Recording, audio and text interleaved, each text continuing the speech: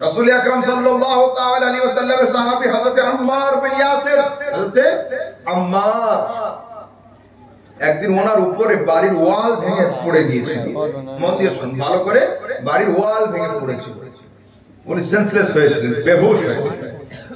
বাড়িতে সবাই কান্না করছে, স্ত্রী ছেলে মেয়ে কান্না করছে। কিছুক্ষণ পরে যখন হুশ এসেছে, উনি জিজ্ঞেস করছেন তোমরা কাঁদছো কেন? আমরা ধারণা করেছি আপনি আর নেই, আপনি ইন্তেকাল করেছেন। খবরদার শোনো, আখবরানি হাবিবি আল্লাহ আমুত আলা ফিরাশি। আরে আমার মুস্তাফা আমার কানে কানে বলেছিলেন একদিন রাতের অন্ধকারে, আম্মার বাড়ির বিছানাতে তোমার মরণ হবে না।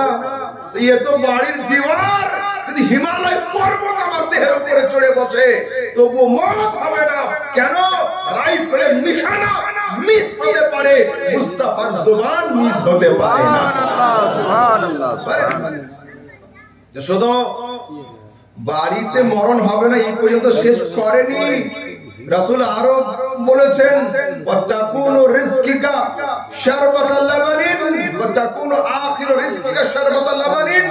তোমার জীবনের শেষ খাবার হবে দুধের শরবত। আর যখন ইন্তেকাল হবে সেদিন তুমি পরে থাকবে পায়জামা। আর যেখানে ইন্তেকাল হবে সেটা বাড়ি হবে না, যুদ্ধের ময়দান। তো আমি পায়জামাও পরে নেই, যুদ্ধের ময়দানেও নেই, দুধের শরবতও আমার হাতে নেই। তিনটের মধ্যে কোনো আলামত তো মিলছে না, মরবো আমি কি করে? হযরত আম্মার রাদিয়াল্লাহু তাআলা আনহু সারা জীবন লুঙ্গি পরতেন, সারা জীবন লুঙ্গি। একদিন উনি যুদ্ধে গিয়েছেন। আচ্ছা, মোটরসাইকেলে যদি এই লম্বা জামা বা লুঙ্গি পরে আমরা উঠি, আমাদের হাল কি হবে? এই পর্যন্ত কাপড় উঠে যায় না, কিন্তু প্যান্ট বা পায়জামা পরে উঠলে কোনো সমস্যা হয় না। তো সেই যুগে ছিল ঘোড়া, এখন যুগে মোটরসাইকেল, সেই যুগে ঘোড়া। তো ঘোড়ার পিঠে যুদ্ধ করতে হবে। তো হযরত আম্মার জীবনের প্রথমবার যুদ্ধে যাওয়ার জন্য লুঙ্গি খুলে রেখে তিনি পায়জামা পরেছিলেন। যুদ্ধের ময়দানে হাজির হয়েছেন। যুদ্ধ করতে করতে পানির পিপাসা লেগেছে। হযরত আম্মার ঘোড়ার লাগামকে টান দিয়ে খিমার দিকে আসছেন। আল আতাশ, আল আতাশ, পানি পানি পানি পানি। সেই দিন খিমাতে ওনার সঙ্গীরা দুধের শরবত করেছিলেন। দুধের শরবতকে নিয়ে ওনার হাতে দেওয়া হলো। হযরত আম্মার দুধের শরবত হাতে নিয়ে হাদিসে আসছে দাহিকা আম্মার, আম্মার মুচকি হেসে ফেলেছেন। ওনার সঙ্গীরা জিজ্ঞেস করে, আয় আম্মার, ময়দানের এই অবস্থা, শত্রুপক্ষ গলা কেটে দিচ্ছে আমাদের, যুদ্ধের এই হাল, তুমি আজকে হাসছো কেন? আমি আজকের এই জন্য হাসছি, মুস্তাফার গায়েবের কথা এখনই সত্য বলে প্রমাণিত হবে। রাসূল বলেছিলেন আম্মার মরণ বাড়িতে হবে না, যুদ্ধের ময়দানে হবে। যুদ্ধের ময়দানে আমি দাঁড়িয়ে রয়েছি, আম্মার মরার আগে তুমি পায়জামা পরে থাকবে। আজকে আমি পায়জামা পরে রয়েছি, আর আম্মার মরণের আগে তোমার জীবনের শেষ খাবার হবে দুধের শরবত। দুধের শরবত হাতে রয়েছে। এই কথা শোনার পরে হযরত আম্মার যখন যুদ্ধের ময়দানের দিকে আগিয়েছেন, শত্রুপক্ষের তীর বল্ল নেজাতে আম্মার শহীদ হয়ে গিয়েছিলেন। সুবহানাল্লাহ, আম্মার শহীদ হয়েছিলেন। बाबा है हमारा, इसी खाक में मदफून है जद्दे आला है हमारा। आला हजरत सरकार বলছেন, আরে আমি মাটিতেই ঘুমাবো। আমি কেন? এই মাটি দিয়ে তৈরি আমার আদি পিতা হযরতে আদম। চল ছেড়ে দাও। কুনতুম খায়রা উম্মাতিন, তোমরা হলে যুগশ্রেষ্ঠ উম্মত। বৈশিষ্ট্য কি? তা'মুরুনা বিল মা'রুফ ওয়া তানহাউনা আনিল মুনকার। ভালো কাজের আদেশ এবং খারাপ কাজের নিষেধ, দুটো হবে তোমাদের বৈশিষ্ট্য। আমাদের সমাজে বেশ কিছু মানুষ আছেন, তাদের কথা হলো এই, ভালো করে বুঝবেন, যে যা করছে করুক, কাউকে বলার দরকার নেই। এর উদাহরণটা ভালো করে শুনে নিন। আপনাদের কি হলো? কি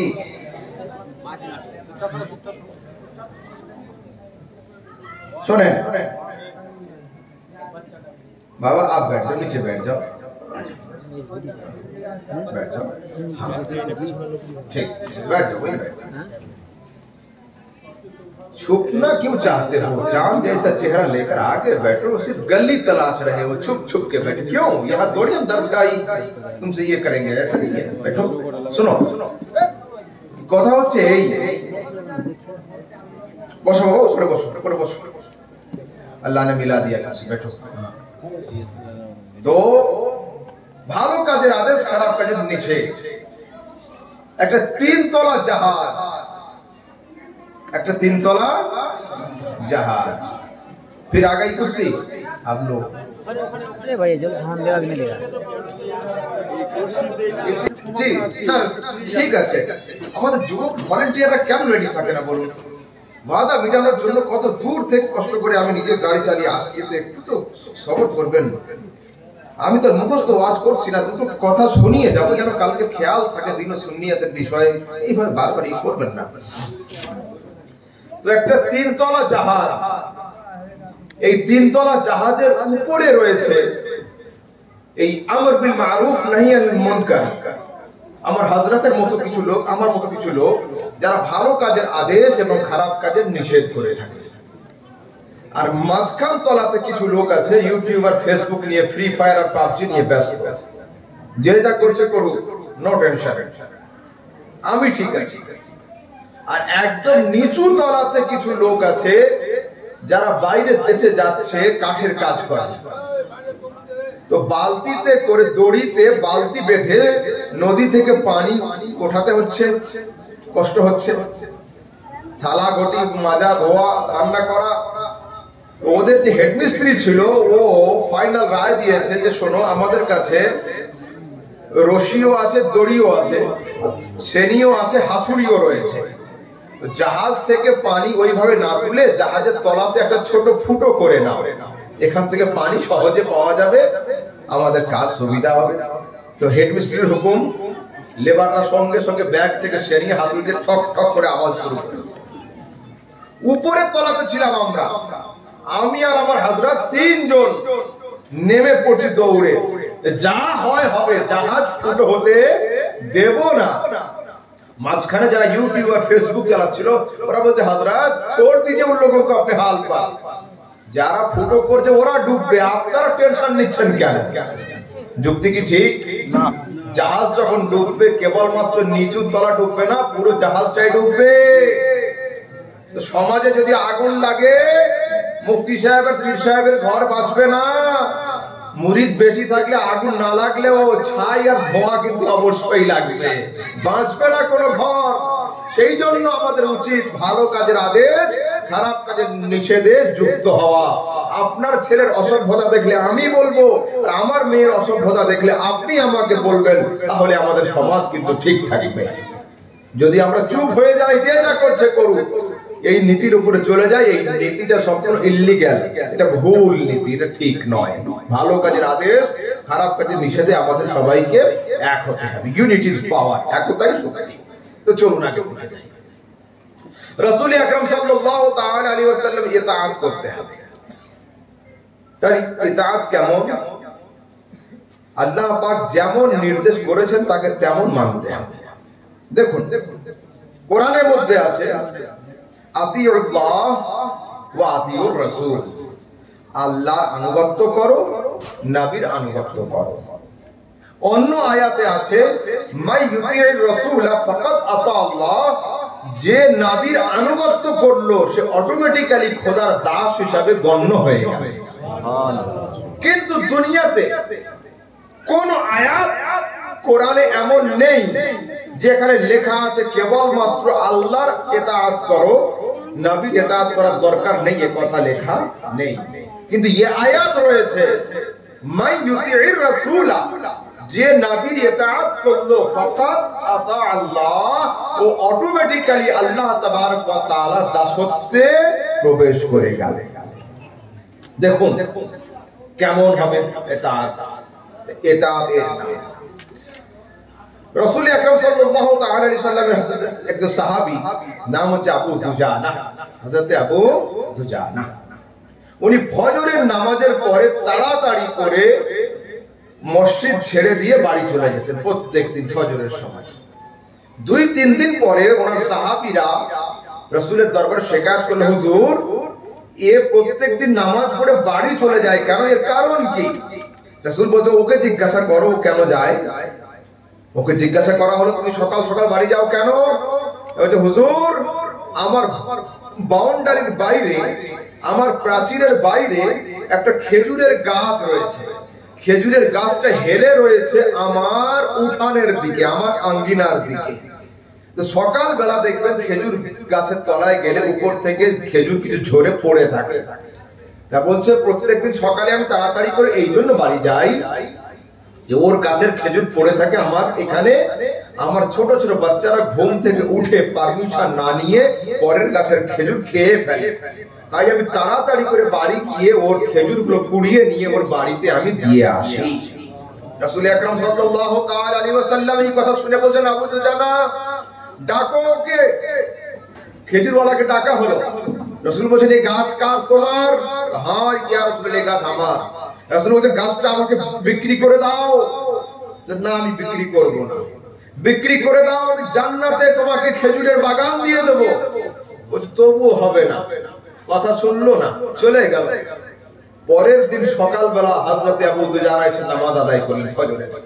নামাজ পড়ে তাড়াতাড়ি বাড়ি যাচ্ছেন, বসে রয়েছে।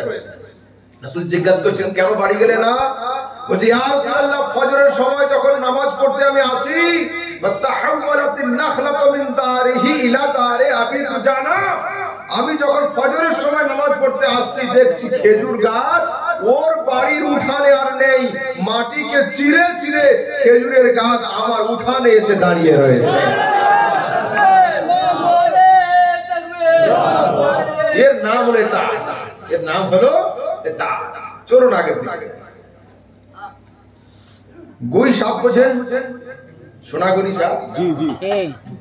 তো গুহি সাপ মাঠ থেকে নিয়ে একজন আরবি গ্রামের লোক জামার আস্তিনের মধ্যে নিয়ে এসেছে সাপ, এইখানে ধরে আছে। রাসূল আকরাম সাল্লাল্লাহু তাআলা আলাইহি ওয়াসাল্লাম লোককে তালিম দিচ্ছেন। ওই লোকটা বলছে ইয়া রাসূলুল্লাহ, যদি এই সাপ আপনার সাক্ষ্য প্রদান করে আমি আপনার নামের কলমা পড়ে মুসলমান হয়ে যাব। রাসূল বলেন কে আছে তোমার হাতে, বের করো। সাপ ছিল, সাপকে ছেড়ে দিয়েছে, গুহি সাপ, সোনাগরি সাপ। তো রাসূল সাপকে জিজ্ঞাসা করছেন আরবি ভাষাতে, মান আনা আইয়ুহাদ দাব্ব, এই সাপ বল আমি কে? সাপ আরবিতে উত্তর দিচ্ছে, আনতা রাসূল রাব্বিল আলামিন ওয়া খাতামুন নবিয়্যিন, আমি সাক্ষ্য দিচ্ছি আপনি হচ্ছেন আল্লাহর রাসূল এবং আপনি হলেন শেষ পয়গম্বর। নারা তাকবীর, নারা रिसालत, नारा हैदरी, गौस पाक का दामन, खाजा का हिंदुस्तान, मसला के आला हजरत, नारा तकबीर, नारा रिसालत। দেখুন সাপ সাক্ষ্য দিত। এবার চলে আসুন বুখারীর হাদিস শোনাই। এখন যেমন আমাদের গ্রামগঞ্জে গরু, মহিষ বা ছাগলের পালকে নিয়ে আমার দেশের কিছু মানুষরা থাকে যারা লালন পালন করে, মাঠের দিকে যায়। সেই যুগে দুম্বা থাকতো, ভেড়া থাকতো। ওই দুম্বা ভেড়াকে নিয়ে একজন লোক উঠেছে, মাঠের দিকে যাচ্ছে, চড়াচ্ছে। এই দুম্বার রেওয়ার থেকে, দল থেকে একটা নেকড়ে বাঘ একটা দুম্বাকে ধরে নিয়েছে। ও দৌড়াচ্ছে, লোকটা পিছন থেকে দৌড়াচ্ছে। টিল্লি বলা হয় ছোট পাহাড়কে টিলা। তো ছোট পাহাড়ের উপরে গিয়ে দাঁড়িয়েছে, এই লোকটা পিছনে দৌড়াতে দৌড়াতে গিয়েছে, মুখ থেকে খাবারটা ছেড়ে গিয়েছে। সঙ্গে সঙ্গে এই নেকড়ে বাঘ আরবি ভাষাতে উত্তর দিচ্ছে, আল্লাহ পাক আমাকে হালাল রিজক দিয়েছিল মুখে, আর তুমি আমার রিজককে ছাড়িয়ে দিলে। এই কথা শুনে লোকটা বলছেন, আমি তাজ্জুব করছি যে চতুষ্পদ নেকড়ে বাঘ আজকের আরবি ভাষাতে কথা বলছে। সুবহানাল্লাহ। এই কথা শুনে নেকড়ে বাঘ বলছে, আতাআজ্জাবু মিন্নি, তুমি আমার দেখে তাজ্জুব করছো, আমি তো তোমাকে দেখে তাজ্জুব করছি। যদি তুমি বিশ্বাস না করো, ওই একটু দূরের দিকে যাও, একটা ছোট খেজুরের গাছ রয়েছে, গাছের ওখানে পাতা দিয়ে একটা ছোট ঘর আছে। ওই ঘরের মধ্যে একজন মানুষ বসে রয়েছে যে ভবিষ্যতের খবর দিতে পারে, অতীতের খবর দিতে পারে, আর বর্তমানের সংবাদ বলতে পারে। এই কথা শুনে ও রেওয়ারকে ছেড়ে দিয়ে, বকরিকে ছেড়ে দিয়ে, দুম্বাকে ছেড়ে দিয়ে দৌড়াতে দৌড়াতে খেজুর বাগানের মাঝখানে গিয়ে দেখছে হ্যাঁ নুরানি শক্লওয়ালা মুস্তাফা বসে রয়েছেন। যখন সামনে গিয়ে হাজির হয়েছে, রাসূল আমি তো এই কথা শুনলাম। রাসূল বলছে হ্যাঁ হ্যাঁ, নেকড়ে বাঘ যে কথা বলেছে ঠিক, আমি ভবিষ্যতেরও খবর দিয়ে থাকি, অতীতেরও খবর দিয়ে থাকি, আর বর্তমানের সংবাদ বয়ান করি। বুখারীর হাদিস। আমার কিছু যুবক বর্তমানে ইউটিউব আর ফেসবুক দেখে দেখে দাবি করছে নবী সাল্লাল্লাহু আলাইহি ওয়াসাল্লাম দেওয়ালের পিছনের খবর রাখতেন না, দেওয়ালের পিছনের খবর রাখতেন না। হায় আফসোস, হযরত ঈসা আলাইহিস সালাম উনি বাচ্চাদের সঙ্গে বেশি থাকতেন, খেলা করতেন। তো আমরা বড় মানুষ, পিতা মাতা যারা হয়, ওরা তো একটু বিস্কিটের প্যাকেট কিনে নিয়ে বাচ্চাকে 2-4টে দিয়ে দেয়, আর বাকি প্যাকেটটা লুকিয়ে রাখে। কেন? বাচ্চা আবার চাইবে 8 ঘন্টা পরে ওকে দেওয়া। তো হযরত ঈসা আলাইহিস সালাম বাচ্চাদের নিয়ে খেলা করতেন, আর উনি কানে কানে বাচ্চাদের বলে দিতেন তোমার আব্বু বিস্কিটটা লেপের তলে বাক্সের নিচে রেখে দিয়েছে। বাচ্চারা এসে আব্বা আম্মাকে জিজ্ঞাসা না করে ওইখান থেকে বের করে খেয়ে ফেলত। লোকেরা গিয়ে বলছে হযরত ঈসা এ কি করে সম্ভব, আমাদের বাচ্চারা এই কথা বলছে? তো আল্লাহ পাক কোরআনের মধ্যে বলছেন ওয়া মুনাব্বিউকুম বিমা তাকুলুনা ওয়া মা তাতাখিরুনা ফি বুয়ুতিকুম, আমি সে কথাও বলতে পারি যেটা তোমরা খেয়ে চলে আসো, আর আমি সেটাও বলতে পারি যেটা তোমরা লুকিয়ে রেখে আসো। ইমানদারি কথা বলুন, চিফ মিনিস্টারের শক্তি বেশি হয়, পাওয়ার বেশি হয়, না প্রাইম মিনিস্টারের পাওয়ার বেশি হয়? প্রাইম মিনিস্টারের। তো হযরত ঈসা আলাইহিস সালাম যদি পেটের ভিতরে খাওয়া জিনিসের খবর দিতে পারে, আমার মুস্তাফা কবরের পেটে থাকা জিনিসের খবর কি দিতে পারবেন না? অবশ্যই পারবেন। রাসূল হাদিস, রাসূল আকরাম সাল্লাল্লাহু আলাইহি ওয়াসাল্লাম, বুখারীর হাদিস। সাহাবীরা বলছেন মাররা রাসূলুল্লাহ সাল্লাল্লাহু আলাইহি ওয়াসাল্লাম ফিল কবরাইনি, রাসূল দুটো কবরের মাঝখান দিয়ে হাঁটছিলেন, হঠাৎ করে থেমে গেলেন, গিয়ে বলছে ইন্নাহুমা ইউআযিবান, এই সাহাবীরা শোনো, এই মাটির নিচে যে দুজন শুয়ে আছে এদের খুব আযাব হচ্ছে, কিন্তু এদের আযাব কোনো বড় পাপের কারণে নয়। ইন্নামা আহাদুহুমা, এর মধ্যে প্রথম জনের আযাব হচ্ছে ইয়ামশি বিন নামিমা, লোকটা চুগলখড়ি করত, লোকটা চুগলি করত। ওয়া আম্মাল আখার, দ্বিতীয় জন যে লোকটা রয়েছে এর কোনো বড় পাপ নেই, লা ইস্তাতিরু মিন বাওলিহি, এ দাঁড়িয়ে দাঁড়িয়ে পেশাব করত, পেশাবের ছিটা এর গায়ে পড়ত, এই পেশাবের ছিটা থেকে বাঁচতে পারত না। একজন পেশাবের ছিটা থেকে না বাঁচার কারণে, আর আরেকজন চুগলি করার কারণে এদের উপরে আযাব হচ্ছে। আচ্ছা বলুন, রাসূল যখন দেখলেন ওদের উপরে আযাব হচ্ছে, এটা ছিল বর্তমান, এটা আযাব হচ্ছে এখন রানিং। কি কারণে আযাব হচ্ছে? ওরা তো দুনিয়াতে পাপ করেছিল, আযাব হচ্ছে কবরে। তো কি কারণে আযাব হচ্ছে এটা কিন্তু প্রেজেন্ট নয়, এটা পাস্ট, যেটা করে এসেছে। রাসূল বলছেন একটা খেজুরের ডাল নিয়ে এসো, ডালটা নিয়ে মাঝখান থেকে দুটো ভাগ করে এ কবরে একটা, এই কবরে একটা দিয়ে দিলেন, দিয়ে বলছেন যতদিন এইগুলো তরু তাজা থাকবে এদের জিকিরের ওয়াসিলাতে আল্লাহ এদের পাপকে, এদের আযাবকে মাফ করে দিবেন। কি কারণে আযাব হচ্ছিল এটা অতীত, এখন আযাব হচ্ছে বর্তমান। ইন ফিউচার কোন ওষুধ দিলে আযাব বন্ধ হয়ে যাবে এটা ভবিষ্যৎ। মুস্তাফা করিমের চোখ থেকে আল্লাহ তাবারক ওয়া তাআলা হিজাবকে সরিয়ে দিয়েছিলেন। মুস্তাফা যখন নজরকে উঁচু করতেন, অতীতকেও দেখে নিতেন, ভবিষ্যৎকেও দেখে নিতেন, আর বর্তমানের খবর দিন দিতে পারতেন। সুবহানাল্লাহ। হায় হায়। চলুন একটু আগের দিকে যাই। পৃথিবীর মানুষ, তোমরা বলছো রাসূল জানে না, তো চলুন আগের দিকে যাই। এইবার সরাসরি বুখারীর হাদিস শোনাচ্ছি, সহিহ হাদিস। রাসূল আকরাম সাল্লাল্লাহু আলাইহি সাল্লামের সাহাবী, তার নাম ছিল হযরত আবু বকরা। হযরত আবু বকরা নামাজের খুব প্রেমিক ছিলেন। একদিন রাসূল সাল্লাল্লাহু আলাইহি ওয়াসাল্লাম সাহাবীদেরকে নিয়ে রুকুতে চলে গিয়েছেন, আর যদি কেউ রুকু না পায় জামাত পেল না, রুকু পেলে জামাত পেয়ে যাবে। তো দেখছেন রুকুতে আছে, যদি আমি লাইন পর্যন্ত গিয়ে রুকু ধরি হয়তো রাসূল রুকু থেকে মাথা উঠিয়ে দিতে পারেন। ওই জন্য মসজিদের গেটে একা একা রুকু করে নিয়েছেন, একা একা সিঙ্গেল, আল্লাহু আকবার, রুকু করে দৌড়ে গিয়ে জামাতে শামিল হয়ে গেছেন। আচ্ছা বলুন, ইমাম সাহেবের মুখ নামাজের কোন দিকে থাকে, পশ্চিমে না পূবে? পশ্চিম দিকে থাকে, কিবলার দিকে থাকে, এদিকে থাকে না। রাসূল সাল্লাল্লাহু আলাইহি ওয়াসাল্লাম সালাম ফিরিয়ে নামাজ শেষ করে বলেন ইয়া আবু বকর, সেখানে আবু বকর উপস্থিত, ওমর উপস্থিত, ওসমান, তালহা, আলী, জুবাইর, বেলাল, কারোর নাম না নিয়ে সরাসরি ডাইরেক্ট হিট করছেন ইয়া আবু বকর, আবু বকর উঠে দাঁড়াও, আল্লাহ পাক তোমার অন্তরে নামাজের মোহাব্বত আরো বেশি করে দিক, কিন্তু আগামী দিনে কোন সময় তুমি নামাজের লাইনের বাইরে নামাজ পড়ে লাইনে ঢুকে যাবে না। এই কথা শোনার পরে দুই চারজন ছিল সাহাবীদের মধ্যে, ওরা কানাকানি করছে, আরে নবীর মুখ তো সামনের দিকে ছিল, পিছন লাইন দেখলো কি করে?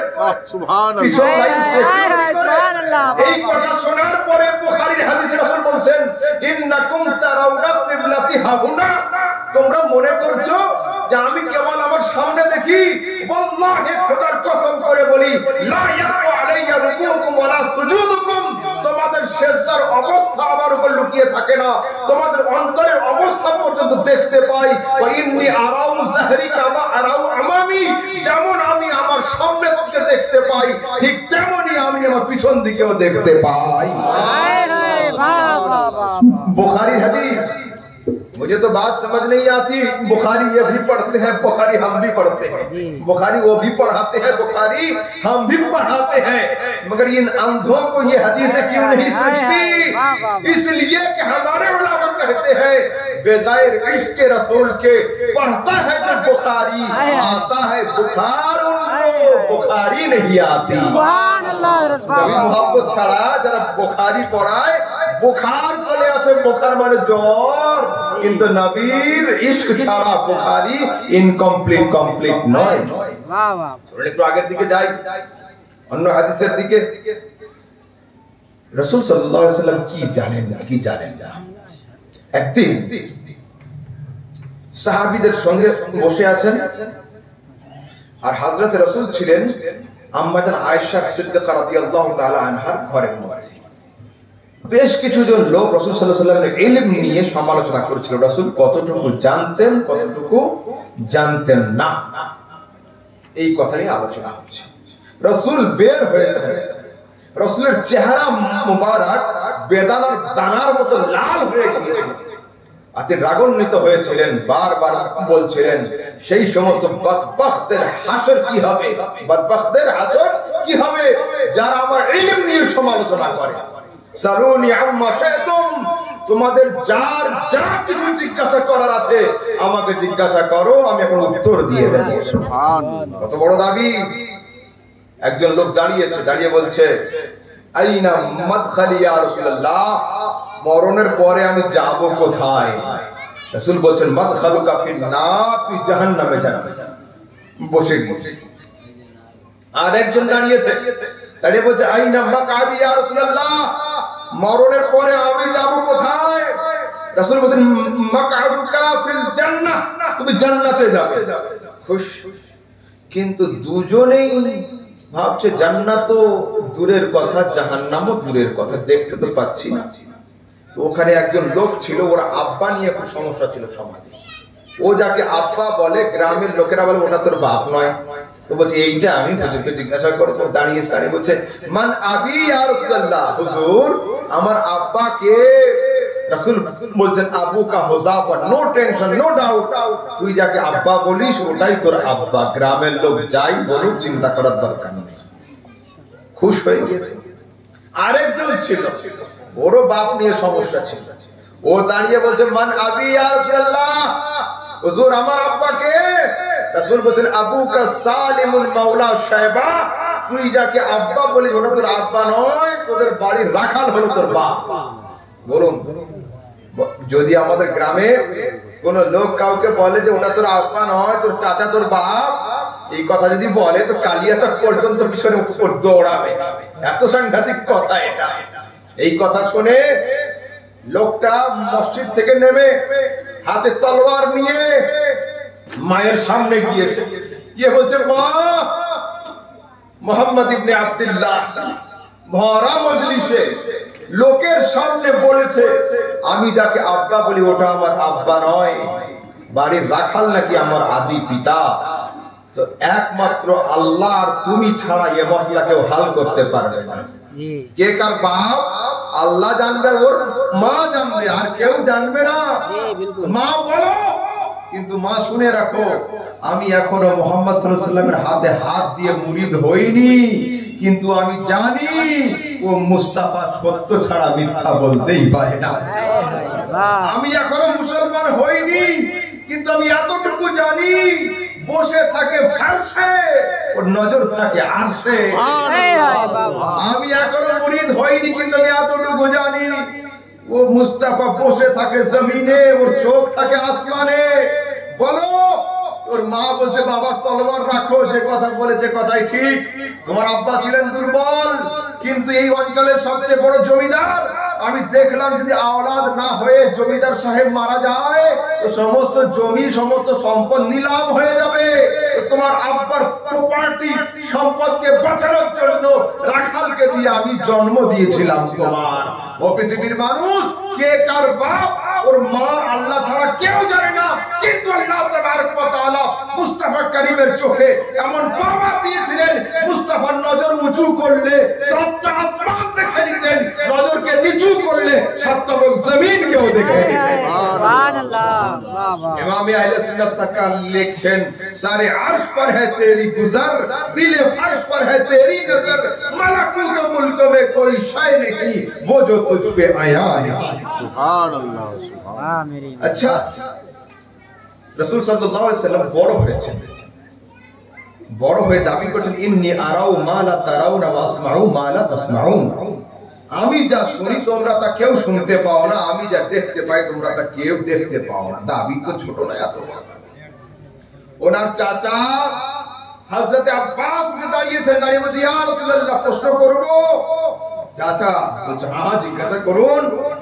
رأيتك في المهد تناقي القمر وتشير إليه بإصبعيك وأشرت إليه مالا، فقال النبي عليه السلام إني رأيت القمر أحدثه ويحدثني ويلهيني عن البكاء وأسمع وجبته حين يسجد تحت العرش।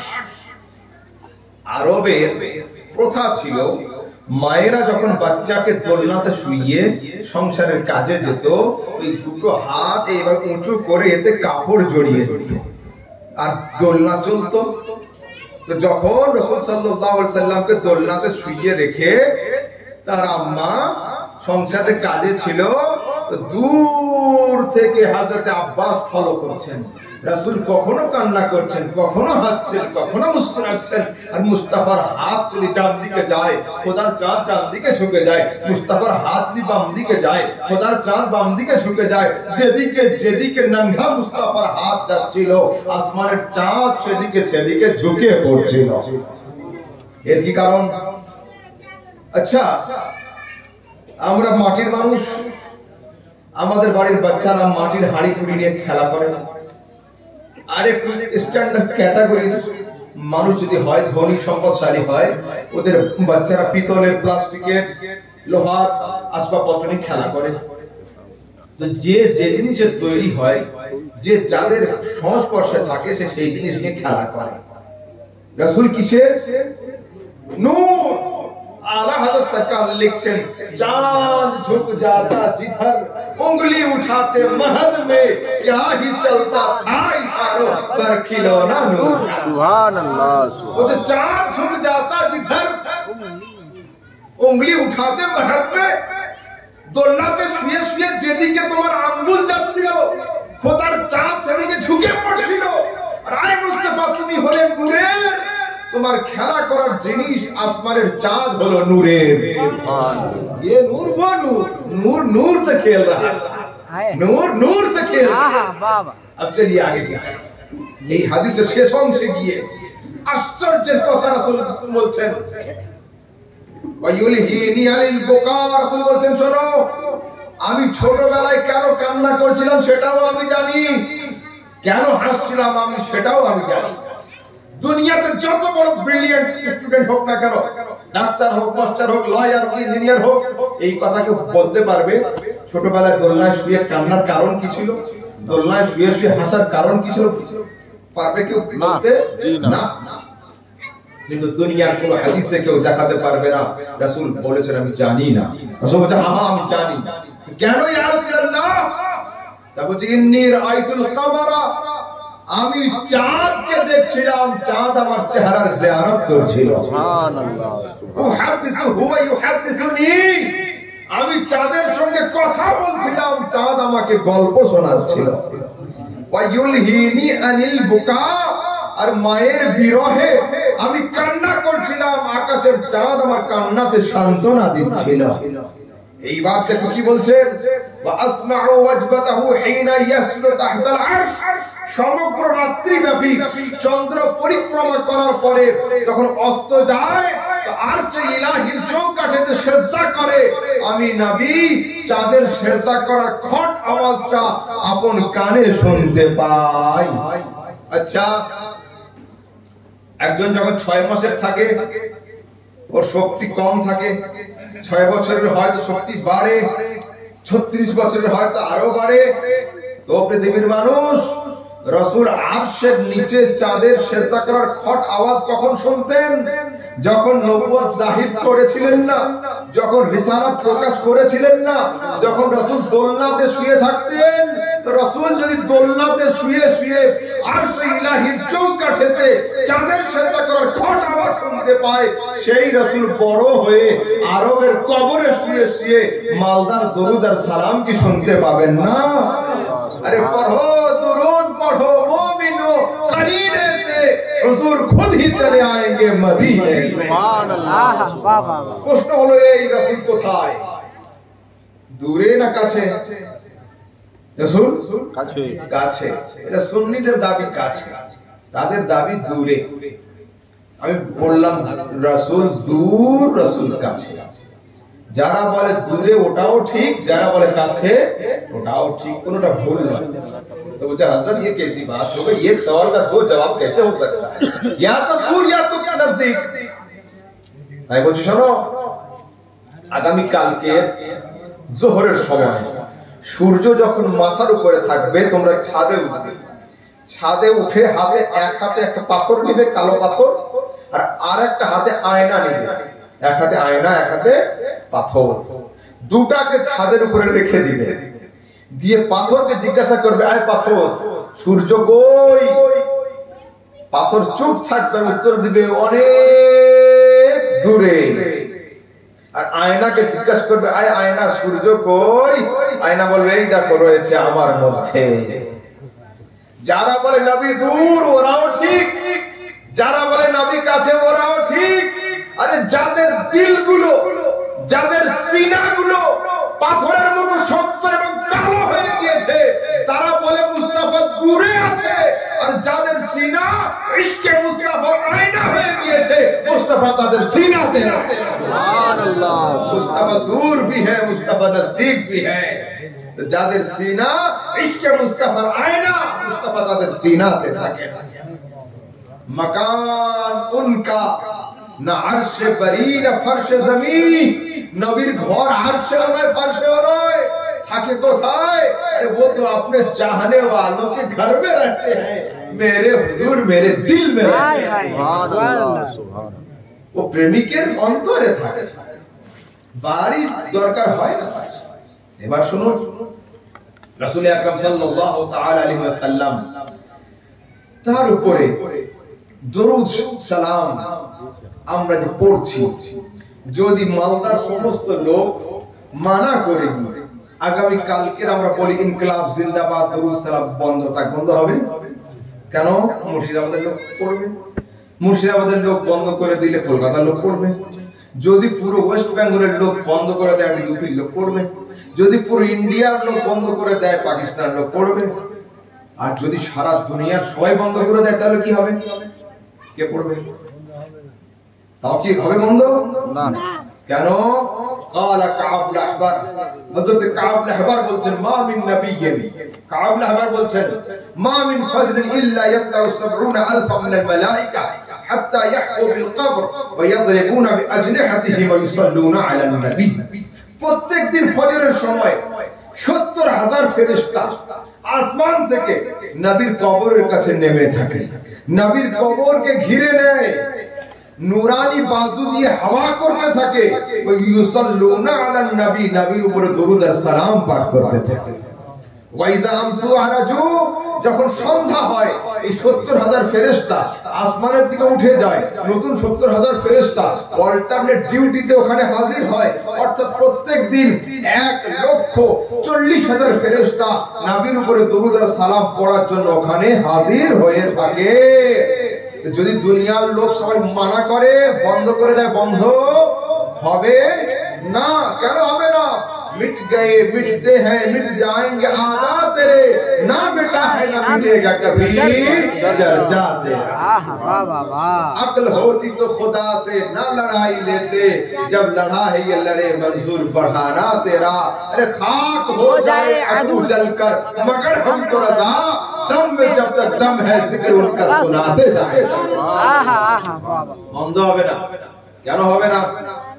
এইখানে একটা নতুন পয়েন্ট রাখছে। দরুদ সালাম দুনিয়াতে এমন একটা সময় আসবে, ভালো করে শোনেন, যে সময় আল্লাহর জিকির বন্ধ হয়ে যাবে, তবু নবীর জিকির বন্ধ হবে না। मगर अंदर कल कोई मुझ पर फतवा ना लगा दे कि मौलवी अहमद रजा नबी को अल्लाह से बढ़ा दिया, नाउज़ुबिल्लाह अस्तगफिरुल्लाह, ये काम सुन्नी लोग नहीं करते। ये तुम्हारे यहाँ ये मसलक हो सकता है, हमारे यहाँ ऐसा कुछ नहीं है। मगर मैं बात जो कह रहा हूँ होश से कह रहा हूँ कि दुनिया में कैसा वक्त आएगा जब खुदा का जिक्र बंद होगा और जिक्र मुस्तफा तब भी जारी रहेगा। लोग पूछेंगे मौलवी अहमद रजा जवाब दीजिए कैसे? देखो सरासरी सिहासिता सही हदीस मौत আছে ला तक़ूमु الساعة হাত্তা ইউকালা ফিল আরদি আল্লাহ আল্লাহ। যতদিন আল্লাহর জিকির দুনিয়াতে চলবে ততদিন পর্যন্ত কিয়ামত হবে না।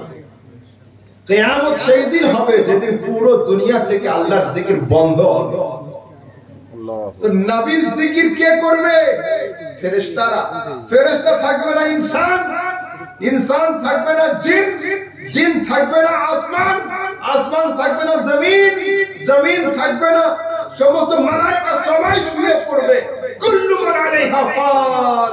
দুনিয়াতে যা তৈরি হয়েছে সব ধ্বংস হয়ে যাবে। দুনিয়াতে কেউ থাকবে না খোদার জিকির করার জন্য। খোদা বলেন ইন্নাল্লাহা ওয়া মালায়েকাতাহু ইউসাল্লুনা আলান নবী, আমি আর আমার ফেরেশতা মুস্তাফার জিকির করে থাকি। তো যেদিন ফেরেশতারা থাকবে না, আমি খোদা থাকবো মুস্তাফার জিকির করার জন্য। আমি থাকবো মুস্তাফার জিকির করার জন্য। তো দুনিয়াতে এমন একটা সময় আসবে যে সময়ে নবীর জিকির চালু থাকবে, আল্লাহর জিকির বন্ধ হয়ে যাবে। এবার দেখুন एक पॉइंट पे रख रहा है, मुस्तफा का जिक्र जन्नत में भी होगा, मुस्तफा का जिक्र जहन्नम में भी होगा। लोग पूछेंगे अहमद रजा बताओ तो सही, जन्नत में जिक्र होगा हम तो समझते हैं, जहन्नुम में जिक्र कैसे होगा? मैंने कहा जरा कुरान को पढ़िए, वहां पर है यौम तुक़ल्लबु वजूहुहुम फिन्नार। जब इनके चेहरों को, जब इनके फेसेस को कयामत के दिन उलट उलट कर पलट पलट कर आग में जलाया जाएगा। जब काफिरों के चेहरे को कयामत के दिन आग में जलाया जाएगा, यक़ूलून, वो जलेंगे और बोलेंगे लौ अताअना अल्लाह व अताअना रसूल, अगर खुदा का हुक्म माना होता, मुस्तफा की तकरीर सुनी होती, तो आज हमें जहन्नुम आना न पड़ा। देखे मुस्तफा का जिक्र हो गया कि नहीं? अगर मुस्तफा की बात हम मानते तो जहन्नुम आना न होता। जन्नत वाले जन्नत में जाकर बोलेंगे अल्हम्दुलिल्लाह, मुस्तफा की बात हमने मानी थी इसलिए हमें जन्नत मिल गई। जहन्नुम वाले जाकर बोलेंगे अस्तगफिरुल्लाह, हमने मुस्तफा की बात नहीं मानी थी इसलिए हमें जहन्नुम मिला। वो लोगों, जन्नत में भी मुस्तफा का जिक्र होगा, जहन्नुम में भी मुस्तफा का जिक्र होगा। फर्क इतना है, जन्नत वाले मसरूर होकर जिक्र करेंगे, जहन्नुम वाले मजबूर होकर जिक्र करेंगे। यहाँ मसरूर, वहाँ मजबूर। मजबूरी में कोई फायदा नहीं है। जी बिल्कुल। পরীক্ষার হলে যাওয়ার আগে যত প্রিপারেশন নাও কেউ তোমাকে আটকাবে না। রেজাল্ট আউট হওয়ার পরে যত কান্না করো ফয়কাল ল কিন্তু পাশে পরিবর্তন হবে না, ফেলই থাকবে। ইমাম আহলে সুন্নাত সরকার লিখছেন, আরে আজ ले इनकी पनाह, आज मदद मांग उनसे, फिर न मानेंगे कयामत में। गर मान गया मानते हैं आज मानो, স্বীকার করতে আজ স্বীকার করো। ফেরেশতাদের হাতে ডান্ডা দেখে মানি করলে আল্লাহ ঠান্ডা হবে না। মানতে হয় আজ মানো, ওখানে গিয়ে মানবো বললে হবে না, খবরদার নয়। আচ্ছা, এবার আমাদের সমাজে শক্তির ভক্তি, যে পার্টিতে থাকে, পাওয়ারে থাকে, তার ঝান্ডা উঁচু থাকে। এখন যদি আমি জিতে থাকি তো আমার পতাকা উঠবে, 4 দিন পরে আমি যদি হেরে যাই তো হযরতের পতাকা উঠবে, যদি হযরত হেরে যাবে ওনার পতাকা উঠবে। যে ক্ষমতায় আসবে তার পতাকা উঁচু থাকবে। আমাদের পতাকা থাকে কোথায়? বাড়ির ছাদে, মাদ্রাসার ছাদে, ক্লাব ঘরের ছাদে, টাওয়ারের ছাদে, এই তো উঁচু যায়। আমরা ইচ্ছা করলে রাতের অন্ধকারে পতাকা নামিয়ে দিতে পারবো। নবীর পতাকা আছে কোথায়? ক্লাবের ছাদে, মাদ্রাসার ছাদে, মসজিদের ছাদে, টাওয়ারের উপরে না। কি লিখছেন? ফারশ वाले तेरी शौकत का उल्लू क्या जाने। दुनियार কোনো বাড়ির ছাদ নয়, খুশরাবা আরশ पे उड़ता है फरेरा तेरा। আয় মুস্তাফা, তোমার প্রশংসার পতাকা দুনিয়ার কোনো ছাদ নয়, আল্লাহর আরশের উপরে রয়েছে। আরশে কারোর হাতও যাবে না, তোমার ঝান্ডাকে কেউ নামাতেও পারবে না। কেউ পারবে না, কেউ পারবে না। কেন? तू घटा ऐसे किसी को न घटा है ये न घटे, जब बढ़ाए तुझे अल्लाह ताला तेरा। अल्लाह पाक बोलছেন वरफअना लाका जिक्रक महबूब, আমি তোমাকে তোমার জন্য তোমার জিকিরকে উঁচু করে দিয়েছি। কতটা উঁচু করেছি? হাদিসে কুদসিতে আসছে, জাআলতু যিকরাকা মিন যিকরি ফামান যাকারাকা যাকারানি। আরে মুস্তাফা, তোমার জিকিরকে আমি আমার জিকির করে দিয়েছি, যে তোমাকে याद করলো ও আমাকে याद করে। वो जहन्नुम में गया जो उनसे मुस्तगनी हुआ है, खलीलुल्लाह को भी हाजत रसूलुल्लाह। वो जहन्नुम में गया जो उनसे मुस्तगनी हुआ है, खलीलुल्लाह को भी हाजत रसूलुल्लाह। एक बार दुरूद शरीफ, अल्लाहुम्मा सल्ली अला सय्यिदिना मौलाना मुहम्मद। এখন ওয়াজ খুব বেশি লম্বা চওড়া নয়, 12টা পর্যন্ত সময় ছিল। আমি কিছু আকায়েদের বিষয় একটু আলোচনা করব, আর আমাদের সমাজে একটা সমস্যা আছে সেগুলো একটু আলোচনা করব। হ্যাঁ, আমাদের সমাজে একটা খুব বড় পীর আছে, কে জানেন? পীর কে? মাওলানা মোবাইল। কে? মাওলানা মোবাইল। মোবাইলের 3টে খলিফা আছে, মাওলানা ইউটিউব, মুফতি ফেসবুক, আর হযরত আল্লামা গুগল। সবচেয়ে বেশি নলেজ হচ্ছে এর কাছে। এখন সেই জন্য যাদের যা কিছু প্রয়োজন গুগলে সার্চ করে নেয়। আর এখন তো চ্যাট জিপিটি আর কি চলে এসেছে, এখন এআই সফটওয়্যার, সবকিছু এআই। তো শোনেন, মুরিদ আমাদের সমাজের যুবকরা মোবাইলের মুরিদ। মোবাইলে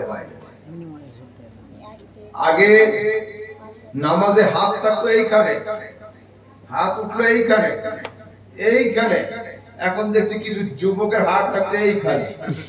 আল্লাহ, এইখানে হাত পাতার হাদিস দুনিয়ার কোন জায়গায় নেই, না আরবে আছে না আজমে, না হিন্দুস্তানে না পাকিস্তানে, কোন জায়গায় নেই। 2025 সালে যদি হাত এইখান থেকে উঠে এইখানে যায়, তো 2030 সাল পর্যন্ত এই হাত এইখান থেকে উঠে এইখানে চলে যাবে, মাথায় প্রমোশন হচ্ছে, উপরের দিকে হচ্ছে। হযরত আলী শেরে খুদা কাররামাল্লাহু ওয়াজহুল কারীম লিখছেন, ইন্না মিনাস সুন্নতি ওয়াদউল কাফ আলাল কাফ তাহতা সুররা, নবীর সুন্নাত হলো বাম হাতের উপরে ডান হাত দিয়ে নাভির নিচে রাখা, নাভির নিচে রাখা। সুররাতুন মানে কি?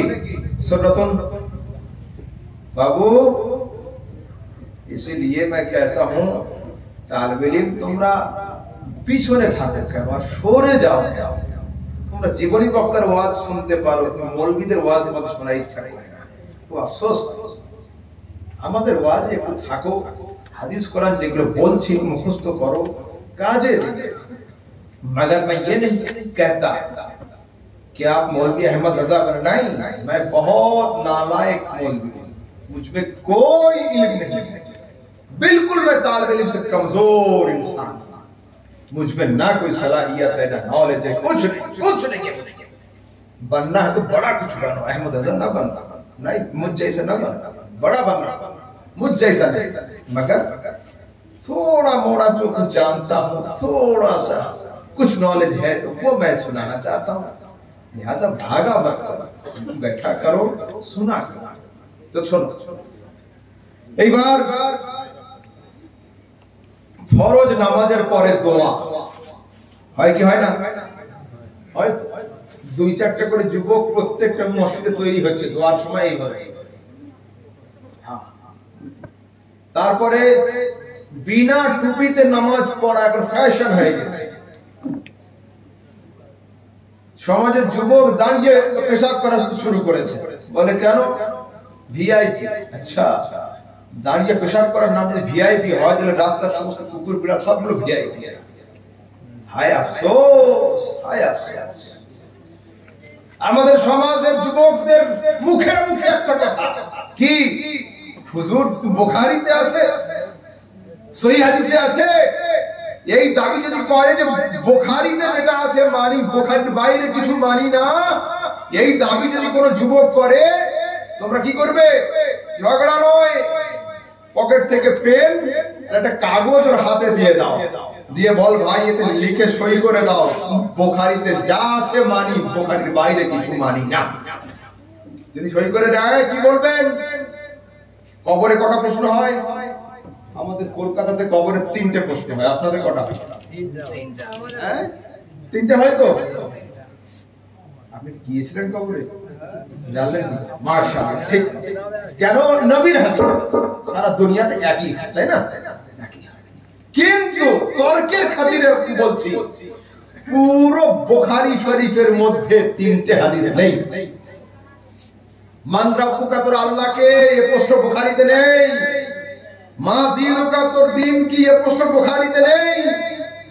বুখারী শরীফের মধ্যে একটাই মাত্র প্রশ্ন আছে, মা কুনতা তাকুলু বিহাক্কি হাযার রাজুল, নূরানি চেহারাওয়ালা মুস্তাফা সম্পর্কে তোর আকীদা কি ছিল বল। এটাই রয়েছে বুখারীতে। कुछ लोग बुखारी बुखारी करके मरते हैं, मगर अल्हम्दुलिल्लाह बुखारी हम मौलवी लोग पढ़ते हैं, पढ़ाते हैं। কেউ চ্যালেঞ্জ করতে পারবে না যে আমাদের সামনে ভুল বললো, না না, মোটেও নয়, মোটেও নয়। আমি যেখানে হাত রাখি মাটি উঠে যায়, মুখও আমার ছাড়ে না। বুখারীতে নেই 3টে প্রশ্ন। তো যদি বলে বুখারীকেই মানি, অন্য কোনো কিতাব মানি না, তো কবরে 3টে প্রশ্ন আর মানতে পারবে না, একটা প্রশ্ন মানতে হবে। অন্য হাদিসের কিতাবে আছে, বুখারী।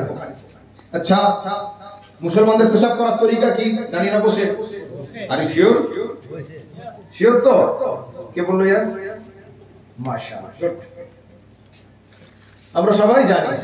মুসলমানদের পেশাব করার তরিকা বসে, তাই তো? কিন্তু পুরো বুখারী শরীফের মধ্যে বসে পেশাব করার একটা হাদিস নেই, দাঁড়িয়ে পেশাব করার দুটো হাদিস। তাহলে কি হবে? আগামীকাল হুজুরা দিয়ে চালু করা হোক। বুখারী হাদিসে আছে হুজুর আপনি শুরু করেন ফজরের সময়, জোহর থেকে এরা শুরু করবেন। বলুন হবে কি? বুখারীতে থাকলেই যে হয়ে যাবে তা নয়। সেই জন্য আমরা আহলে সুন্নাত আহলে হাদিস নয়। হাদিসে সবকিছুই থাকবে, কিন্তু আমরা আহলে হাদিস না, আমরা আহলে সুন্নাত। সুন্নাত সেইগুলোই যেগুলো উম্মতের জন্য করা যায়। হাদিসে সবকিছুই রয়েছে। ঘোড়ার মাংস খান নাকি? গাধার মাংস, কাছুয়া, গুই সাপ? যদি হ্যাঁ বলেন তো বলেন, আমি ব্যবস্থা করছি। আর সবগুলো হাদিসে হাদিসে বলেন কি হবে? এগুলো হাদিস, সুন্নাত নয়। দাঁড়িয়ে পেশাব করতে হবে যদি কোনো আহলে হাদিস হয়, কেন হাদিসে রয়েছে। আমরা দাঁড়িয়ে পেশাব করবো না, কেন আমরা আহলে সুন্নাত, এটা সুন্নাতে নেই। 11টা বিয়ে করা চলবে, 9টা বিয়ে করা চলবে, কিন্তু হাদিসে আছে রাসূলের কাছে একসঙ্গে 9 জন স্ত্রী ছিলেন, অন্য হাদিসে আছে 12 জন স্ত্রী ছিলেন। এটা হাদিস না, আমাদের আমল করা চলবে না, কেন? এটা সুন্নাত নয়। এবার হাদিস কাকে বলে, সুন্নাত কাকে বলে? দেখো, দুধের রং কেমন? সাদা। দুধের রং সাদা, কিন্তু সমস্ত সাদা জিনিসের নাম দুধ নয়। দুধের রং সাদা হয়, কিন্তু সমস্ত সাদা জিনিসের নাম দুধ নয়। কয়লার রং কালো হয়, কিন্তু সমস্ত কালো জিনিসের নাম কয়লা নয়। ঠিক তেমন সমস্ত সুন্নাত অবশ্যই হাদিস হয়, কিন্তু সমস্ত হাদিস সুন্নাত নয়। এগুলো ক্লাসিক্যাল পড়া। যখন একটা ছেলে 10 বছর 12 বছর পরে আমাদের কাছে পড়তে আসে, তখন আমরা এইগুলো তাদেরকে পড়াই। আচ্ছা, সোনাগরি সাপ বোঝেন? গুই সাপ খাবেন কি? আপনারা কি খান নাকি? যদি বলেন যে খাবো, তাহলে বলুন আজকে রাতে থেকে যাবে, কালকে ফজরের সময় রান্না করার ব্যবস্থা। কিন্তু শুধু এমনি খাওয়াবো না, মিশকাত শরীফের হাদিস নিয়ে বসবো, এক হাতে হাদিস আর এক হাতে সাপ খাওয়াবো। রাজি আছেন কেউ? রাসূল সাল্লাল্লাহু আলাইহি ওয়াসাল্লামকে দাওয়াত করেছেন একজন সাহাবী। ওই সাহাবী যখন বাড়ি আসছে, মাঠ থেকে একটা সাপ ধরে নিয়েছে। বাড়িতে এসে সাপটা জবাই করে সাপের চামড়া ছিলে মাংস বের করে ভুনা তৈরি করেছে। সাপের ভুনা আর রুটি সামনে দিয়েছে। সাহাবীরা খাচ্ছেন, রাসূল খাচ্ছেন না। যদি আমি না খাই, আমার ড্রাইভার খাওয়া শুরু করে দেয়, তো ড্রাইভার 2-3 বার খাওয়ার পরে কিন্তু ও থেমে যাবে। হযরত আপ क्यों नहीं खा रहे? आप खाइए। রাসূলের সাহাবীরা খাচ্ছেন, রাসূল খাননি। সাহাবীরা আটকে গেছে, হুজুর খান। রাসূল বলেন খাবো না। তো হুজুর হারাম বলুন, তো হারামও বলবো। লাস্তু আকুলুহু ওয়ালা উহারিমুহু, না मैं খাऊंगा না मैं হারাম कहूंगा। রাসূলের সামনে যেটা করা হয় তার নাম হাদিস। যেটাতে তিনি চুপ থাকেন সমর্থ জানান, ওটাও হাদিস। যেটা মানা করেন নাই, ওটাও হাদিস। যেটা বলেছেন, ওটাও হাদিস। সবটাই হাদিস। এটা তো মিশকাত শরীফে বাবুল হালাল ওয়াল হারামের অধ্যায়ে রয়েছে। এই হাদিসটা পড়ে যদি একটা ছেলে মাদ্রাসায় পড়া ছেড়ে দেয় আর আপনাদের মসজিদে ইমামতি করে আর বলে লকডাউনের সময় 2 বছর পকেটের হাল খুব খারাপ, সাপ ধরো আর খাও, মিশকাতের হাদিসে রয়েছে, চলবে না? ওর পরে লেখা রয়েছে সাপ খাওয়া চলবে না। তো আগের পাতাটা কি ছেড়ে ফেলে দেওয়া হয়েছে হাদিসে? না, ওই হাদিসটা রয়ে গিয়েছে ওইখানে। তো এখন আগের হাদিসের নাম হয়েছে মানসুখ, আর পরের হাদিসের নাম হয়েছে নাসিখ। এই নাসিখ আর মানসুখের দর্শ আপনাদের পড়াবো। এগুলো তো তালিবুল ইলমের সাবজেক্ট, এখানে তো আপনাদের শুনে লাভ নেই। আমি বলতে চাইছি এটা পরে রাসূলকে জিজ্ঞাসা করা হলো, ইয়া রাসূলুল্লাহ, আগে আপনি সাপ খাওয়া মানা করলেন না, আজকে আপনি মানা করছেন কেন? রাসূল বলেন, আমাকে জিজ্ঞাসা করো না, আল্লাহকে জিজ্ঞাসা করো। আল্লাহ পাক বলেন, মা ইয়ানতিকু আনিল হাওয়া ইন হুয়া ইল্লা ওয়াহয়ু ইউহা। আমার নবী নিজের তরফ থেকে কোনো ফয়সালা দেন না যতক্ষণ আল্লাহর তরফ থেকে ফয়সালা না আসে। আরে জুবান মুস্তাফার হয়ে থাকে, ফয়সালা ওতে খোদার হয়ে থাকে। वो दहन जिसकी हर बात वही खुदा गुंजाए इल्म हिकमत पे लाखों सलाम। वो दहन जिसकी हर बात वही खुदा गुंजाए इल्म हिकमत पे लाखों सलाम। जुबान मुस्तफार হয় ফতোয়া আল্লাহর হয়, হুকুম আল্লাহর হয়। তো আল্লাহ জিবরিল ফেরেশতা দিয়ে আগে খবর দিয়েছিলেন না, তাই রাসূল খান নাই, নাও বলেন নাই। ঠিক আছে, এবার আগের দিকে চলুন। ফরজ নামাজের পরে দোয়া 2-4 জন ছেলে করছে না, মাথায় টুপি দিচ্ছে না। দেখুন বিষয় হলো এই, ওসি সাহেবের বাড়িতে আপনি যখন যাবেন অফ ডিউটিতে, গেঞ্জি পরে লুঙ্গি পরে আপনার সঙ্গে সাক্ষাৎ করতে পারে, কোনো সমস্যা নেই। কিন্তু ওসি যখন ডিউটিতে থাকবেন সেই সময় কোনো সময়ের জন্য গেঞ্জি লুঙ্গি পরে উনি থাকবেন না। থাকেন কি?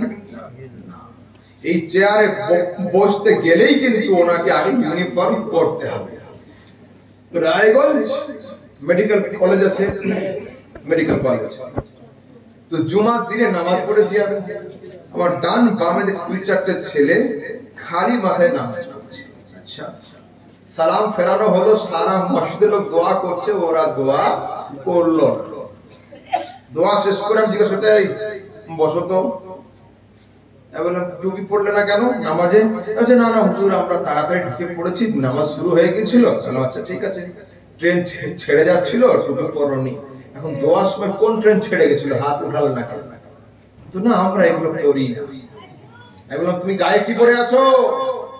রায়গঞ্জ ইউনিভার্সিটির নাম লেখা রয়েছে এখানে জামার পকেটের উপরে। আমি বললাম এটা খুলে রেখে দাও, আর আমি জুব্বাটা খুলে দিচ্ছি, এটা পরে কলেজে যাও। ঢুকতে দিবে না তোমাকে কলেজে? দিবে, ঢুকতে দিবে? হাই স্কুলে দিবে? ইউনিফর্ম রয়েছে।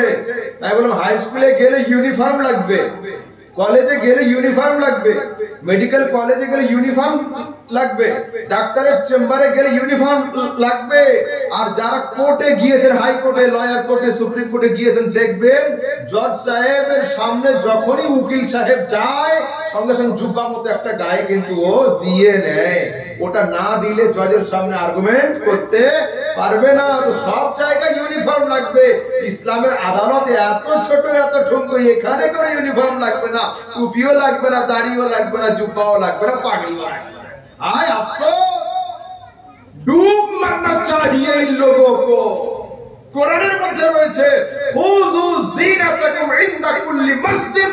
যখন মসজিদে প্রবেশ করবে তখন ফুল ইউনিফর্মের সাথে মসজিদে প্রবেশ করো। মুসলমানদের ফুল ইউনিফর্মের মধ্যে টুপি শামিল রয়েছে, পাগড়ি শামিল রয়েছে। সেই জন্য মসজিদ যাওয়ার আগে টুপি পরতে হবে, না হয় পাগড়ি পরতে হবে। খালি মাথায় মসজিদে নামাজ পড়তে কাউকে দিবেন না।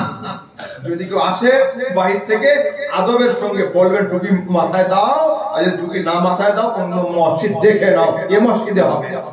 শর্ত হতে হবে, মসজিদে যখন আসতে হবে খালি মাথায় হতে হবে। কোরআনের আছে।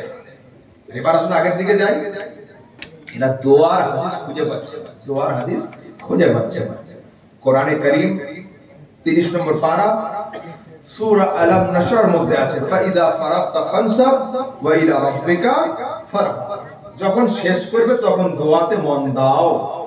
কোন জিনিস শেষ করে কোন দিকে দোয়া মন দিবে এটা লেখা নেই। এই আয়াতের ব্যাখ্যাতে হযরত আব্দুল্লাহ ইবনে মাসউদ রাদিয়াল্লাহু তাআলা লিখছেন, আন আব্দুল্লাহ ইবনে মাসউদ قال ফাইদা ফারাগতা ফানসাব, যখন নামাজ শেষ হবে ফানসাব ইলা দুআ, ফাইদা ফারাগতা মিনাস সালাতি ফানসাব ইলা দুআ, যখন নামাজ শেষ হবে তখন দোয়াতে মন দিয়ে দাও, তখন দোয়াতে মন দিয়ে দাও। আগামী কালকে প্রশ্ন হতে পারে কোন নামাজের পরে দোয়া করতে হবে? এটা তো তোমাদের আহমদুল্লাহ বললো না। ফরজ নামাজের পরে না, ওয়াজিব নামাজের পরে না, সুন্নাতের পরে না, নফলের পরে। তো সরাসরি হাদিসের মধ্যে আসছে আন কাতাদাতা ওয়াদাহাক মাকাতিলা ফি কওলিহি তাআলা ফাইদা ফারাগতা ফানসাব, আই ফাইদা ফারাগতা মিনাস সালাতি ফানসাব ইলা দুআ। মানে কোন সালাত? মিনাস সালাতিল মাকতুবাতে, ফরজ নামাজ যখন শেষ হবে তখন দোয়াতে মন দিয়ে দাও। সরাসরি হাদিস। फिर आगामी काल के चाय दোকানে প্রশ্ন হবে এটা তো তাফসীরের কিতাবে আছে। সিহাসের হাদিসে কি আছে? সিহাসের তিরমিজি শরীফের হাদিসে আছে। আন আবি উমামাহ আল-বাহিলি قال قيل يا رسول الله اي الدعاء اسمع। রাসূলকে জিজ্ঞাসা করলো হলো, ইয়া আল্লাহর রাসূল, কোন দোয়া আল্লাহ বেশি কবুল করে থাকেন? ক্বালা জাওফাল লাইলিল আখির ওয়া দুবুর আস-সালাওয়াতিল মাকতুবাত। প্রত্যেক ফরজ নামাজের পরের দোয়া আল্লাহ বেশি কবুল করে থাকেন, আর গভীর রাতে অর্থাৎ তাহাজ্জুদের নামাজের পরের দোয়া আল্লাহ বেশি কবুল করে থাকেন। সরাসরি সিহাসের হাদিস। ফের হাদিসে পাওয়া যাচ্ছে রাসূল নিজে দোয়া করেছেন না করেননি? তা বলছে হাদিসে আছে, صليت مع رسول الله صلى الله عليه وسلم صلاة الفجر سلم انحرف رفع يديه ودعا। আমরা ফজরের নামাজ নবীর সাথে জামাত সহকারে আদায় করলাম। নামাজ শেষে আমার রাসূল ডান দিকে ঘুরে বসলেন, রাফা ইয়াদাইহি ওয়া দাআ, দুই হাত উঁচু করে তিনি দোয়া করলেন। দোয়া করা সুন্নাত, দোয়াকে নাজায়েজ বলা বিদআত। যারা দোয়া করে তারা হলো সুন্নতি, যারা দোয়াকে নাজায়েজের ফতোয়া দেয় তারা হলো বিদআতি। আমরা বিদআতি নয়, আমরা হলাম সুন্নতি। চলুন আগের দিকে যাই। এটিএম জানেন? এটিএম আছে না? এটিএম মেশিন, ওখান থেকে টাকা তোলা হয়। মেশিনের সামনে যাবেন, ডিসপ্লেতে লেখা থাকে প্লিজ ইনসার্ট ইওর কার্ড। আপনার কার্ডটা পাঞ্চ করুন, তাই না? একজন যুবক পকেট থেকে কার্ড বের করে মেশিনে দিয়েছে, লেখা উঠছে please press your valid password. 4 সংখ্যার কোডটা টিপে দেন। টিপে দিল। সেভিংস অ্যাকাউন্ট আর কারেন্ট অ্যাকাউন্ট সিলেক্ট হলো, কত টাকা নেবেন সিলেক্ট হয়ে গেল। এবার যখন এন্টার প্রেস করলেন, মেশিনের ডিসপ্লে লেখা ওঠে এখন প্রসেসিং চলছে, প্লিজ ওয়েট, একটু থামুন। মেশিনের নিয়ম হচ্ছে এই, টাকা বের হওয়ার আগে কিন্তু টাকা গোনার একটা আওয়াজ হয় না? একটা আওয়াজ হয়। যখনই টাকা গোনার আওয়াজ হয়েছে, প্যান্টের পকেট থেকে হাত বের করে কিন্তু পেতে আছে, আয়েগা পকড়েগা। হঠাৎ করে লেখা উঠছে ডিসপ্লেতে, your transaction is failed, please try again, link out. আরেকবার ট্রাই করো। ফের কার্ড নিয়ে সেভ প্রসেস, আবার আওয়াজ হচ্ছে হাত দিয়েছে।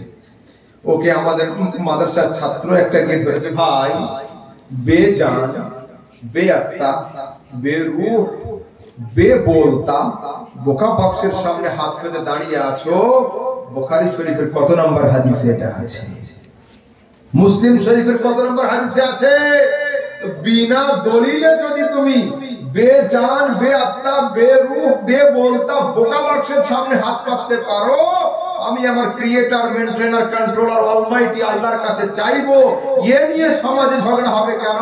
আরে जो मांगना है मांगो, उस दर पे जाके मांगो, वो दर बहुत बड़ा है जिस दर का मैं गदा। जाओ अल्लाह दरबारे, जो मांगना है मांगो, उस दर पे जाके मांगो, वो दर बहुत बड़ा है जिस दर का मैं गदा। আমি যে দরবারে ফকির, এই দরবারে গিয়ে যাও। মহাসাকে নিয়ে আসতে গিয়েছে। আচ্ছা, তারপরে একটু আগের দিকে যাই। আপনারা, আমরা মসজিদ মাদ্রাসার জন্য যখন দান করি, কেউ জীবিত লোকের পক্ষ থেকে দিই, কেউ মুর্দা লোকের নামে দিই। ওদের দাবি হলো এই, মরে গেল তো শেষ হয়ে গেল, লেনদেন আবার এ চলবে কেন? তাদের যুক্তি হলো এই, মরা গরু যেমন ঘাস খায় না, তেমন আমাদের দরুদ সালাম ওদের কোনো কাজে আসে না। আর যারা একটু ভদ্র মানুষ আছে তারা বলে চাকরি শেষ হয়ে গেলে বেতন বন্ধ হয়ে যাবে, ঠিক তেমন মরে গেলে তো সব শেষ, ওর আর কিছু কাজে আসে না। আমি বললাম ঠিক কথা, চাকরি শেষ হয়ে গেলে বেতন বন্ধ হয়ে যায় এটা তোমার জানা আছে, পেনশন চালু হয়ে যায় এটা আমার জানা আছে। বলছে হাদিসে আছে, हाँ हाँ बोल दिया अहमद रजा, হাদিস के बगैर बोलता ही नहीं है। सिहासत হাদিসের মধ্যে আছে কি ইযা মাতাল ইনসানু ইনকাতা আনহু আমালু ইল্লা মিন সালাসাতিন, যখন একজন লোক মারা যায় তার আমলের দরজা ক্লোজ করে দেওয়া হয়, কিন্তু তিনটে পেনশনের দরজা তার জন্য খুলে দেওয়া হয়। কি সাদাকাতুন জারিয়া, স্থায়ী সাদকা, মসজিদ নির্মাণ করা, মাদ্রাসা নির্মাণ করা, কুয়ো তৈরি করে দেওয়া, এতিমখানা তৈরি করে দেওয়া, এই সমস্ত বড় বড় কাজ যদি করে যেতে পারে কবরে শুয়ে শুয়ে লোকটা সওয়াব পেতে থাকবে। তারপরে ওয়ালাদুন সালেহ ইয়াদউ লাহু, যদি নেক আওলাদ, নেক সন্তান রেখে যেতে পারে, ছেলেরা হুজুরদের নিয়ে আমিন আমিন করবে, আব্বা কবরে শুয়ে শুয়ে সওয়াব পেতে থাকবে। তারপরে আল ইলমু ইয়ানতাফিউ বিহি, যদি দুনিয়াতে জ্ঞান বিজ্ঞান রেখে যেতে পারে, ভালো ছাত্র তৈরি করতে পারে, বই লিখে দিতে পারে, এইখানে বই পড়ে আমরা আলেম হব, লেখক কবরে শুয়ে শুয়ে সওয়াব পেতে থাকবে। আচ্ছা, আজ আপনাদের সম্মুখে আমি মৌলভী আহমদ রাজা এখানে উপস্থিত। আগামী কাল যদি দুই একটা ভাই আমার বাড়িতে যায়, তো কেউ বললো আহমদ ভাই জন্য পেন নিয়ে নাও, গিফট দেব, কেউ বললো 1 কেজি ফল নিয়ে নাও, গিফট দেব। কিন্তু যেদিন আমার মরণ খবর আসবে আপনাদের মালদার মথাবাড়ি অঞ্চলে, সেদিন কি কেউ আমার জন্য পেন কিনবে, খাতা কিনবে, ফল নিবে? মানে গিফট দেওয়া বন্ধ। ইসলাম বলছে না, যতদিন লোকটা জীবিত থাকবে তুমি তোমার ইচ্ছা মতো গিফট দাও, মরে যাওয়ার পরে গিফট দেওয়া বন্ধ করো না, লোকটার জন্য হাত তুলে জান্নাতের দোয়া করে দাও। হাদিসে আছে না নেই? শারহুস সুদূর বিআহওয়াল কুবুরের মধ্যে আল্লামা জালালউদ্দিন সুয়ুতী রাহমাতুল্লাহ তাআলা আলাইহি রিওয়ায়াত নকল করছেন, কি বলছেন? উম্মতি উম্মাতুম মারহুমা তাদখুলু কুবুরাহা বিযুনুব, নিশ্চয়ই আমার উম্মত হলো নাজাতপ্রাপ্ত উম্মত, এরা কবরে যাবে পাপের পাহাড় নিয়ে, এই কবর থেকে যখন উঠে দাঁড়াবে লা যুনুবা লাহুম, এরা কোনো পাপ থাকবে না। সাহাবায়ে কেরাম জিজ্ঞাসা করছে, ইয়া রাসূলুল্লাহ, মরার পরে না নামাজ, না রোজা, না হজ, না ইস্তিগফার, সো হাউ টু পসিবল, কি করে সম্ভব এটা হলো? রাসূল বলছেন, বে ইস্তিগফারিল মুমিনিন, মুমিন ভাইদের আমিন আমিন করার বরকতে আল্লাহ ওর পাপকে ক্ষমা করে দিয়েছেন। যারা দোয়া করে না এরা হলো কঞ্জুস, এরা হলো কৃপণ, কিপটে। আমরা কৃপণ নয়, কঞ্জুস নয়, আমরা দিলদার, নবীর দিলদার উম্মতি। মন খুলে দোয়া করব, দিল খুলে দোয়া করব, খবরদার দোয়া থেকে কৃপণতা করবেন না।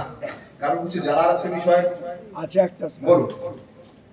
কালকে এখানে একটা কনফারেন্স বলতে কুইজ হয়েছিল, মাস্টার বলেছে যে আল্লাহ, আমরা জানি আল্লাহ সর্বপ্রথম নবীর নূর তৈরি করেছে, কিন্তু এখানেও বলেছিল যে আরশে আজম তৈরি হয়েছে। আচ্ছা, তো এটা আমার ডিবেটে হচ্ছে, এটা বুঝতে পারি না।